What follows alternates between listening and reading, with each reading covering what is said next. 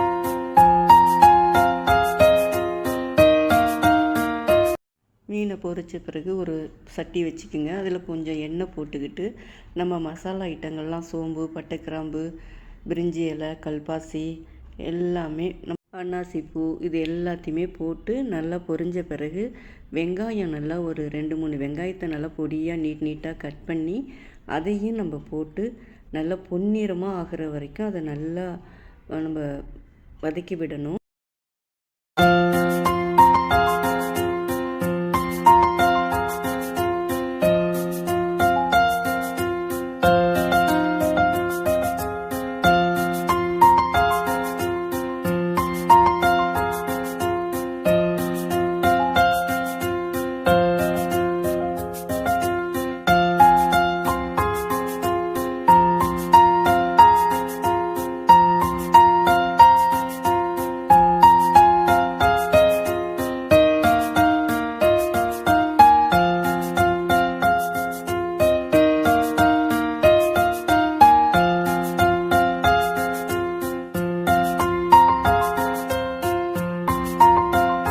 பார்த்திங்கனாக்கா நல்லா வதங்கின பிறகு தக்காளி அதையும் நல்லா போட்டு கொஞ்சம் உப்பு போட்டுருங்க.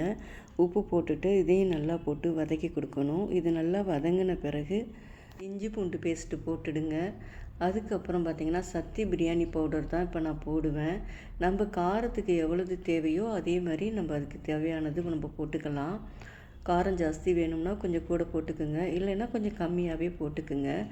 இது எல்லாத்தையுமே போட்டு நல்லா வதக்கி கொடுத்துக்குங்க. அதுக்கப்புறம் 1 டம்ளர் தயிர் போட்டுக்குங்க. இதையும் போட்டு நல்லா கிளறி கொடுங்க.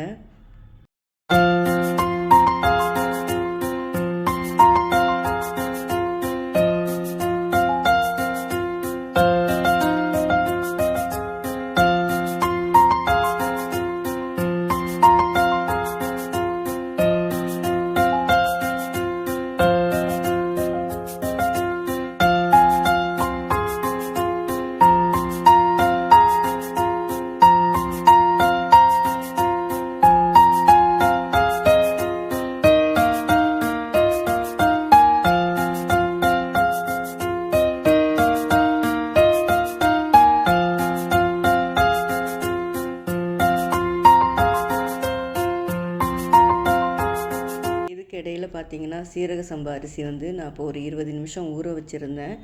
இப்போ நான் வந்து ஒரு 1.5 டம்ளர் கிட்ட நான் ஊற வச்சுருந்தேன். இப்போ 1 டம்ளருக்கு 2ங்கிற அளவில் நம்ம தண்ணி ஊற்றிக்கலாம். இது கொஞ்சம் முன்ன பின்ன போனாலும் பரவாயில்ல, பாத்திரத்தில் செய்கிறதுனால நமக்கு ஒன்றும் பிரச்சனை கிடையாது. அதனால வந்து தண்ணி வந்து 1க்கு 2ங்கிற அளவில் நம்ம ஊற்றிக்கிட்டாலே போதும்.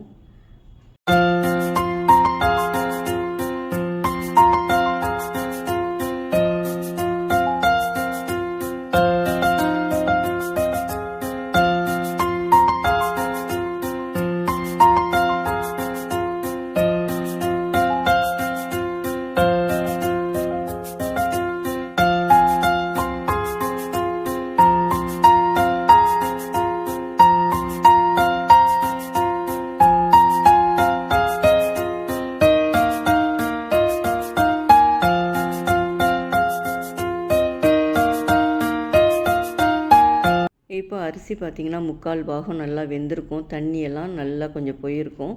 இப்போ நம்ம வந்து ஒரு தட்டை வச்சு நம்ம தம் போட்டுக்கலாம். நம்ம மீன் வறுத்து வச்சுருக்கிறதெல்லாம் இப்போ இது மேலே வச்சுட்டு நம்ம மேலே ஒரு மூடியை போட்டு மூடிட்டோம்னாக்கா இப்போ நமக்கு சூப்பரான மீன் பிரியாணி நமக்கு ரெடி ஆகிடும்.